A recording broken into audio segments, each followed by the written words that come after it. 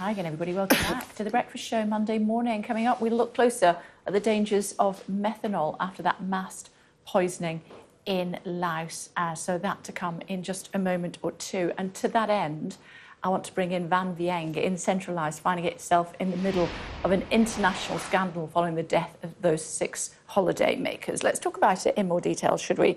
Dr. Bharat Pankhani, a senior clinical lecturer at the University of Exeter, is with us. Hello to you. Thank you for joining us. Good morning. Tell us about methanol. Why is it so dangerous? So methanol is very similar to ethanol, which is the alcohol that we consume. It's just 1 carbon less. And unfortunately, methanol, when ingested, is metabolized, in other words, broken down by the enzymes in our liver in a different way. And it makes these nasty chemicals called formaldehyde and formates.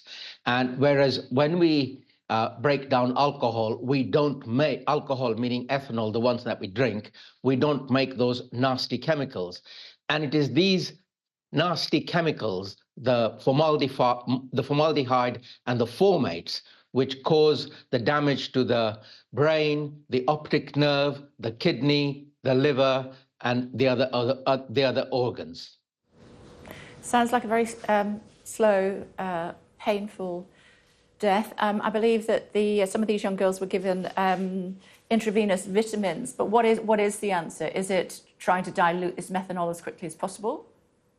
Yes. Yeah, intravenous vitamins are not really going to work.